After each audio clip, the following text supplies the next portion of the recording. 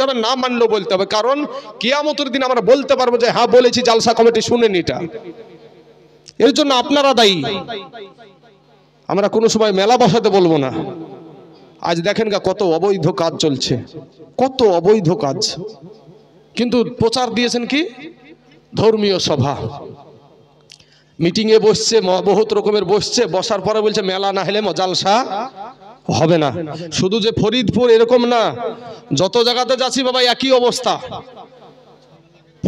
পরশুদিন আপনার গিয়েছিলাম সেই আপনার উত্তর দিনাজপুর, একবারে উত্তর পশ্চিম বাংলার শেষ আর বিহারের শুরু, মানে বর্ডার, বিহারের আর পশ্চিম বাংলার যে বর্ডার, যাই দেখলাম ওখানেও বাবা এই একই অবস্থা, মেলা ছাড়া জালসা হয় না।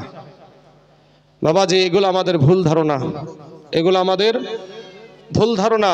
ভাই আমাদেরকে ফিরতে হবে। আমি এই দেশের যুবক ভাইদেরকে বলে যাই যে ভাই, যদি জলসা করতে হয় সভা করো আল্লাহকে খুশি করার জন্য, নবীকে খুশি করার জন্য।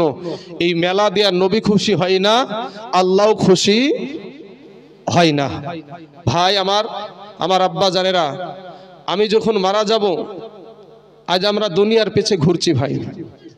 তবে আমি শুরুতে একটা কথা বলি, যেটা আমার যে কথাগুলো বলবো দেখবেন আমার কথার মধ্যে আল্লাহ এবং আল্লাহর নবীকে পাওয়ার জন্যই আমি কথাগুলো বলবো, যে কথাগুলো বলে যাই।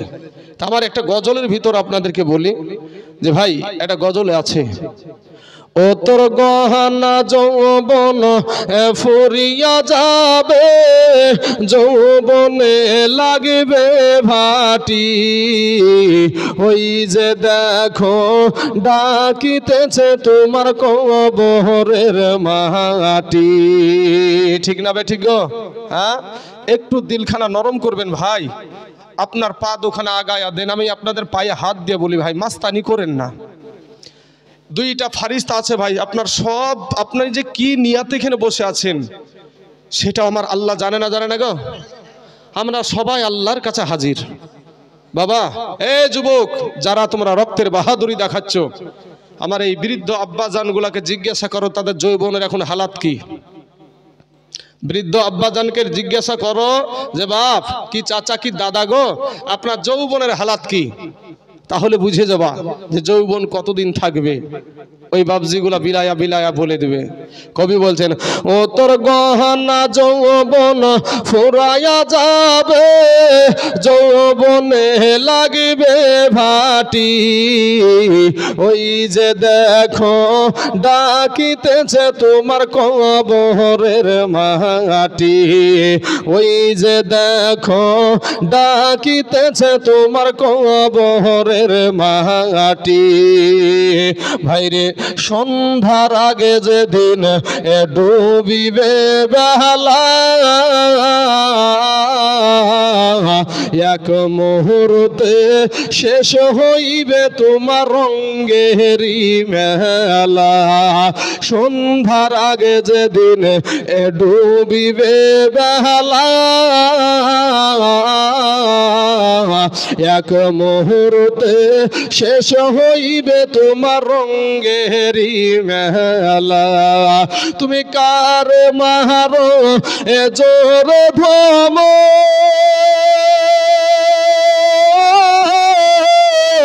কার মাথায় ভাঙিবা লাঠি, ভাইরে কার মারো এ জোর ধম, কার মাথায় ভাঙিবা লাঠি, ওই যে দেখো ডাকিতেছে তোমার কবরের মাটি, ওই যে দেখো ডাকিতেছে তোমার কবরের মাটি। ও তোর গহনা যৌবন ফুরিয়া যাবে, যৌবনে লাগবে ভাটি, ওই যে দেখো ডাকিতেছে তোমার কবরের মাটি, ওই যে দেখো ডাকিতেছে তোমার কবরের মাটি। ভাইরে এদিকে টেনশন করেন, এদিকে চিন্তা করেন, কি কথাটা আমার জবান থেকে বের হচ্ছে সেটার দিকে নজর করেন। ওরা ঘুইরা মর তুমি এই মায়ারি পিছে, এত আশা ভালোবাসা সবই যে মিছে। ঘুইরা মর তুমি এই মায়ারি পিছে, এত আশা ভালোবাসা সবই যে মিছে। কোনদিন জানি আইসা পড়ে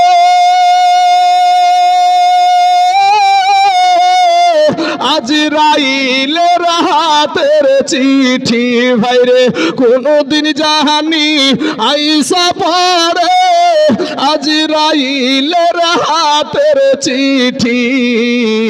ওই যে দেখো ডাকিতেছে তোমার কবরের মাটি, ওই যে দেখো ডাকিতেছে তোমার কবরের মাটি। খবর পেয়ে আসবে আত্মীয় স্বজন, চতুর্পাশে বসে তারা করিবে কন্দন। খবর পেয়ে আসবে আত্মীয় স্বজন, এই চতুর্পাশে বসে কাঁদবে আত্মীয় স্বজন। মোহনের মতো এ সাজায়া দিবে কি সুন্দর পরিবাটি ভাইরে, মনের মতো সাজায়া দিবে কি সুন্দর পরিবাটি।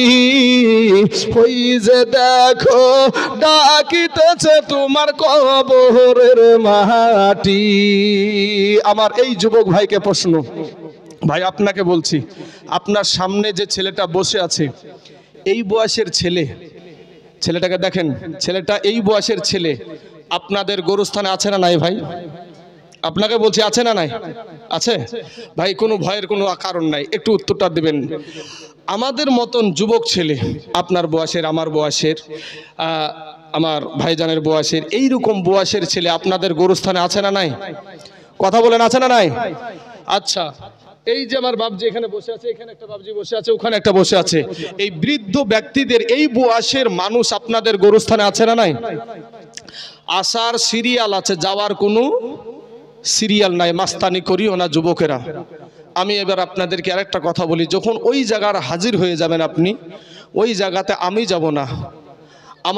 আমার কবরে আমার বাবা যাবে না, আপনার কবরে আপনার বাবা, আপনার মা, আপনার ভাই, আপনার বোন, আপনার বিবি, আপনার স্ত্রী, কেউ তো যাবে না। এটা তো আপনারাও জানেন, আপনারাও জানেন। তিনখানা, পুরুষদেরকে দেওয়া হয় তিনখানা কাপড়, আর মহিলাদেরকে দেওয়া হয় পাঁচখানা কাফন।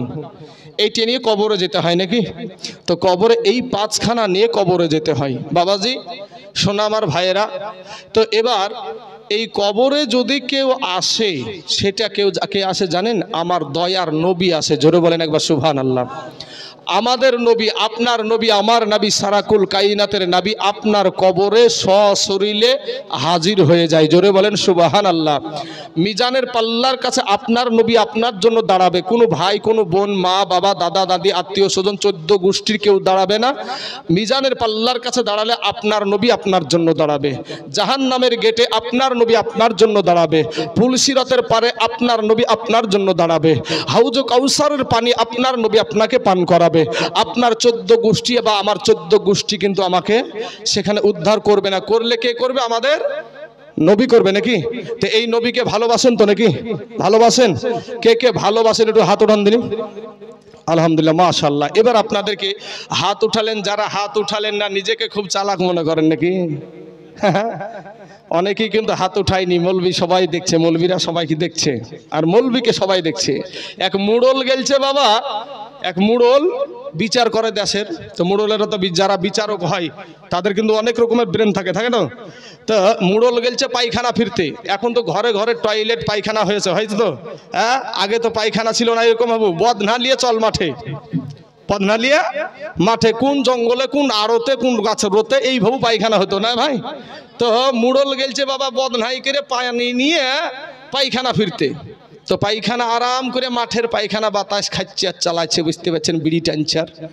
তো টানতে টানতে পায়খানা আরাম করে ফিরার পরে যখন পানি খরচ করতে যাচ্ছে চাচা, মুড়ল দেখছে পানি নাই বদনাতে, পানি নাই। বদনাটা কি ফুটা, লিক ছিল, বদনা লিক আছে, বদনাতে কোনো পানি নাই। তখন মুড়ল বলছে, হারে এই ২-১০ খান গ্রামের বিচার আমি করি আর কেউ আমাকে কোনোদিন ঠগাইতে পারলো না, তুই বদনা আমাকে ঠকিয়ে দিলি।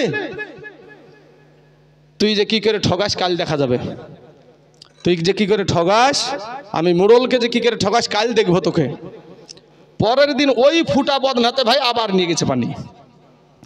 নিয়ে যাওয়ার বলছে, মুড়ল বলছে, বদনা তুই তো কাল আমাকে ঠগালছিস, আজ কি করে ঠগাস সেটা দেখবো। বলছে আজকে পায়খানা ফিরার আগেই আগে পানি খরচ করব, পায়খানা ফিরার আগে পানি খরচ করব। কে ঠকলো? যারা হাত তুলেছে তারা আল্লাহ দেখেনি, দেখেছে না দেখেনি গো? যারা নবীর মহব্বতে হাত তুললেন আপনাদেরকে আল্লাহ দেখেছে না দেখে নাই? দেখেছে তো নাকি? তো বাবা নবীকে যেহেতু বলেছেন আপনারা ভালোবাসি, আমি একটা আবদার করব ভাই, আমার আলেমুল আমাদেরকে আমাকে মহব্বত করতে আমি বলছি না, আপনার নবী, যে নবী আপনার কবরে আসবে ওই নবীর মহব্বতে একটা আবদার করব ভাই, কেউ আপনারা এটাতে অলসতা করবেন না।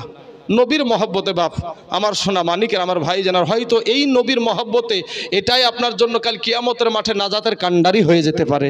আমি বলবো বাবা, পিছনটাকে যেখানটা গেট আছে ওখানটাকে ঘিরে নিয়েছে মানুষ, একেবারে খরার ধান লাগানি আইল বান্ধা করে বাঁধিয়েছে, পানি যাতে না খরার ধানের আইল গেলেন খুব শক্ত করে বাঁধানো ভাই। হ্যাঁ, তা আমি এদিকে অনেকটা ফাঁকা আছে, একটু নবীর মহব্বতে একটু দাঁড়িয়ে যান, নবীজির মহব্বত একটু দাঁড়িয়ে যান। ইয়া নবী সালাম, নবীজির মহব্বতে ডেকেছি ভাই, একটু সামনের দিকে এগিয়ে যান। আরে ভাই নবীর মহব্বতে রে ভাই, আমি বলবো কোন ভাই আমার রক্তের যিনারা ডেলিগেট খাবো মনে করছেন আপনারা দেরি না করে চলে যান। যিনারা ডেলিগেট খাবো মনে করছেন আপনারা দেরি না করে ডেলিগেটের কাছে চলে যান। বাবাজি আমি আপনাদের সম্মুখে কোরআন পাকের আয়াত পড়েছি বাপ, যে ওয়াবিল ওয়ালিদাইনি ইহসানা। এখানে এদিকে নজর করেন, কথা বলা একটু বন্ধ করেন, আর যারা উঠবেন তারা আগে আগে উঠে যান। যখন আপনার শোনার প্রয়োজন নাই বাবাজি তাদেরকে বলবো আগে আগে উঠে যান। বারবার উঠাউঠি করলে বক্তারও কি হয়, হয় না? বক্তারও কিন্তু মনে হয় যে এরা বোধহয় রাগ করে উঠে যাচ্ছে না কি, মানে একটা টেনশন যুক্ত হয়। দর্শকেরা পারে বক্তাকে খেলাতে, দর্শকেরা পারে বক্তাকে খেলাতে। আমার ভাইদেরকে বলছি ভাই, আমি যে আয়াতটা পড়েছি সেই আয়াতটা হলো অবিল ওয়ালিদাইনি ইহসানা, আল্লাহর কোরআন থেকে, কে তোমার মা বাবার প্রতি ইহসান করো। কার উপরে? মা বাবার উপরে ইহসান করো।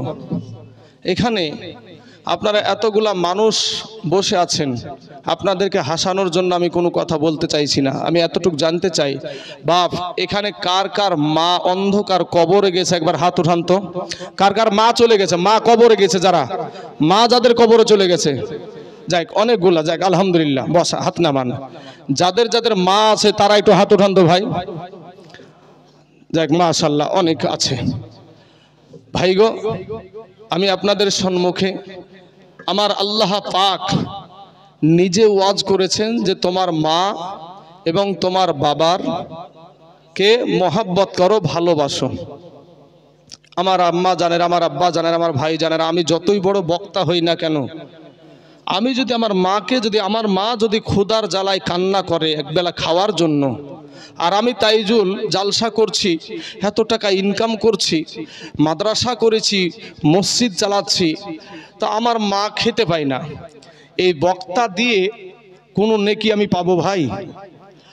আমি যতই বড় বক্তা হই বা যতই বড় আপনার মুফতি হই, যতই বড় মুহাদ্দিস হই, মক্কা মদিনার ইমামও যদি হয়, তারপরে কোনো কাজ আছে? কোনো কাজ নাই। নবীজি কি বলেছেন?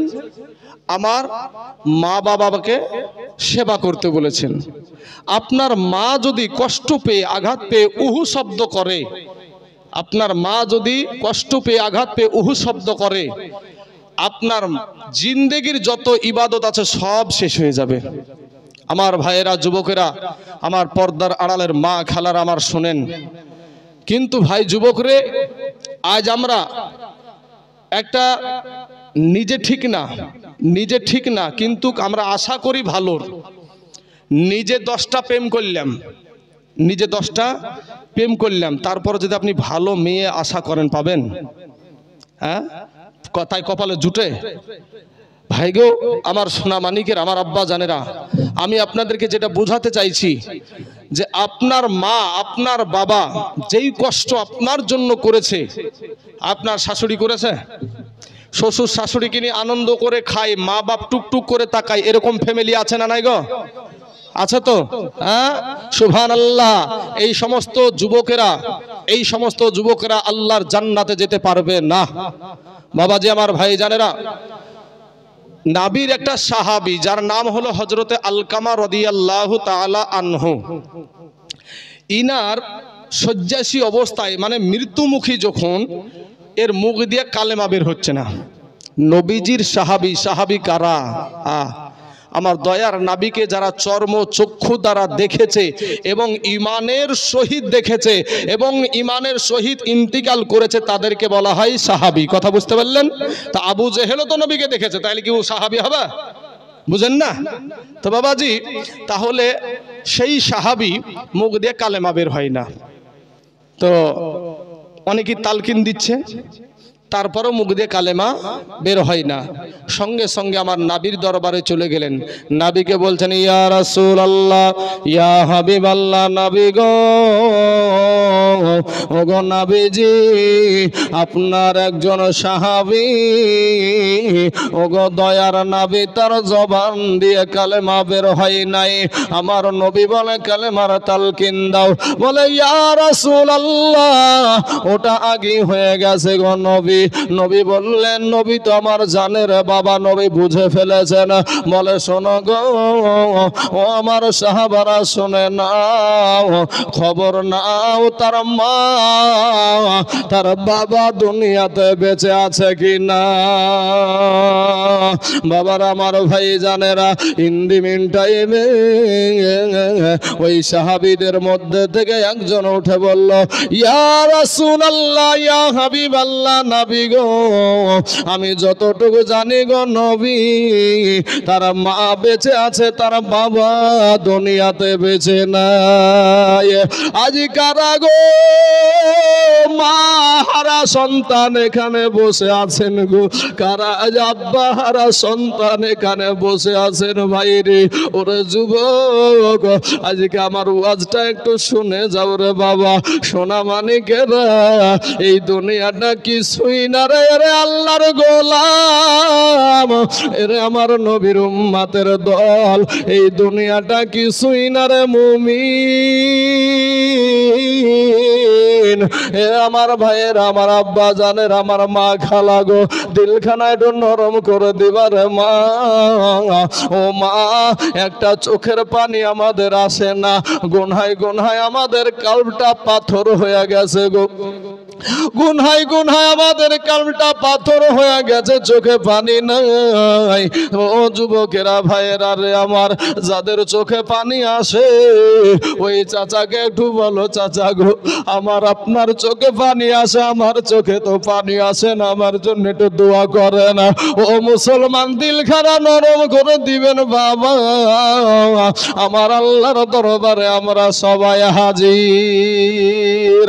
আলকামার বাড়িতে আমার দয়ার নবী চলে গেলেন, দেখছে তার বৃদ্ধা মা ও বসে আছে।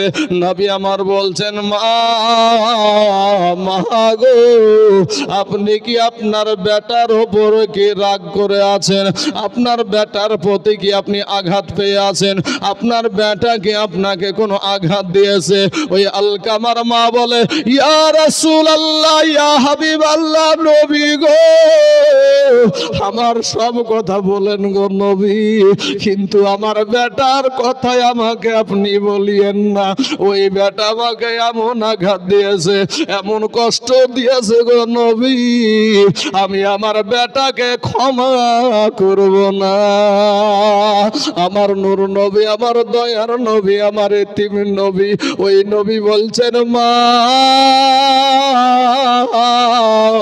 আপনি যদি তাকে ক্ষমা না করেন আপনার বেটা কবরে যাবে গো মা, আপনার বেটা জাহান্নামের আগুনে জ্বলবে গো মা। মা বলেন নবী গো, এতেও আমার কোনো দিলটা নরম হবে না। যখন না শুনলো বাবা, তখন বাবাজি আমার নবী হযরতে বেলাল রাদিয়াল্লাহু তাআলা আনহুকে বললেন, বেলাল রে, কিছু লোকড়ি নিয়ে এসো, ও তো কবরে যাওয়ার পরে আগুনে জ্বলবে, জাহান্নামের আগুনে পুড়বে, ওকে দুনিয়াতেই জ্বালায়া দাও। ইন দি মিন টাইমে কিছু লোকড়ি নিয়ে আসা হলো, দাও দাও দাও দাও করে আগুন জ্বালিয়ে দিল। বাবা গো, এত জোরে যখন আগুন জ্বলছে রে মুসলমান, মা জননীর চোখের সামনে আগুন লাগায়া দিয়েছে। বাবা দাও দাও করে আগুনের সীসা উপর দিকে উঠে যায়। ইন দি মিন টাইমে আলকামাকে আপনারা কোলে করে নিয়ে যখন আপনার আগুনের দিকে নিয়ে যাচ্ছে, জনম দুঃখিনী মা কারা গো, আজ মা হারা সন্তান এখানে বসে আছেন। আজকে নিজের মায়ের মুখখানের কথা একটু মনে করেন, নিজের মা জননীর পা দুখানের কথা একটু মনে পড়েন। ও বাবা গো, আপনার মা কতটা আপনার প্রতি মায়া করেছে একটাবার মনে করেন। যুবকরে মাস্তানি করিস না রে ভাই, ওরে যুবক যৌবনের বাহাদুরি দেখাইস না। এবার আলকামাকে যখন আগুনে ফালায়া দিবে, যেই মা 10 মাস পেটে ধরেছে বাবা, যেই মা বুকের দুগ্ধ খাওয়াই আছে, এ বাবা একটা বাচ্চা 2 বছরে কতটা দুধ পান করে আপনি তো জানেন না। আপনি তো শাশুড়ির ভক্তি করেন, শ্বশুরের ভক্তি করেন, সালাসালির ভক্তি করেন, কিন্তু নিজের মার কথা আপনি একটাবারও ভাবলেন না। আপনি 2 বছরে আপনার মায়ের বুকের দুগ্ধ 1 মণ নয়, 2 মণ নয়, 9 মণ একটা বাচ্চা দুধ পান করে। জোরে বলেন সুবহানাল্লাহ। 9 মণ দুগ্ধ একটা বাচ্চা বাবারে পান করে। আপনার শাশুড়ি কতদিন আপনাকে দুগ্ধ পান করালো? ও মুসলমান যুবকেরা, আজকে তোমার মাকে বৃদ্ধা আঙ্গুলি দেখাও, আজকে তোমার বাবাকে বৃদ্ধা আঙ্গুলি দেখাও।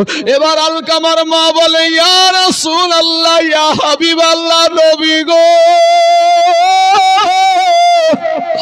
ও নবীজি, আমার মাকে আপনি, আমার বেটাকে আপনি আগুনে ফালাবেন না, আমার বেটাকে আগুনে ফালাবেন না, আমার বেটা আগুনে পুড়বে, আমি মা জননী সহ্য করতে পারবো না। জোরে বলেন সুবহানাল্লাহ। নবী বলে, তাহলে ক্ষমা করে দেন। তখন মা বলছে, ইয়া রাসূলুল্লাহ, ইয়া হাবিবাল্লাহ, নবী গো, আমার এই বেটা যখন পেটে এসেছিল আমি দুটো খেয়ে শান্তি পাইনি, একটু বসে শান্তি পাইনি, একটু শুয়ে শান্তি পাইনি গো নবী। নবী গো, কত কষ্ট রাতের বেলাতে মাজা কনকন করেছে, বিছানা থেকে উঠে গেছি নবী গো। আমি দরজা ধরে দাঁড়িয়ে দাঁড়িয়ে রাত কাটায়া দিয়েছি।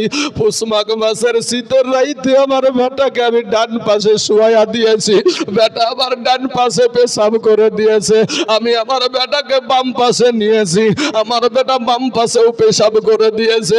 আমি জনম দুঃখিনী মা, আমি আমার বেটাকে বুকের উপর দিয়া আমি রাত কাটায় আছি। জোরে বলেন সুবহানাল্লাহ। ইয়া রাসূলুল্লাহ, আমার বেটাকে আমি মা আমার অন্তর থেকে আমি ক্ষমা করে দিলাম। জোরে বলেন সুবহানাল্লাহ। বাপ, ও যুবকেরা, আজ কারা রে ভাই মাকে হারায়া দিয়েছো? আজ কারা আব্বাকে হারিয়ে দিয়েছো? কবি বলছেন, বাল্যকালে মা বাপ যারো বহারে রে, তাহার মতন দুঃখী নাই রে, জগতে বাল্যকালে মা বাবা যার মহারে রে তাহার মতন দুঃখী নাই রে জগতে। আমার কালেমার ভাইয়েরা রে, হুজুর ঠিক জায়গায়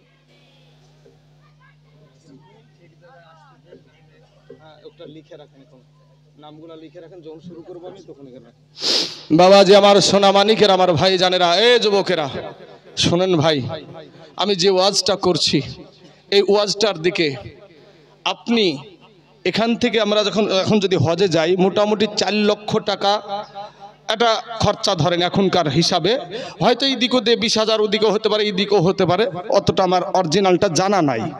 তো বাবা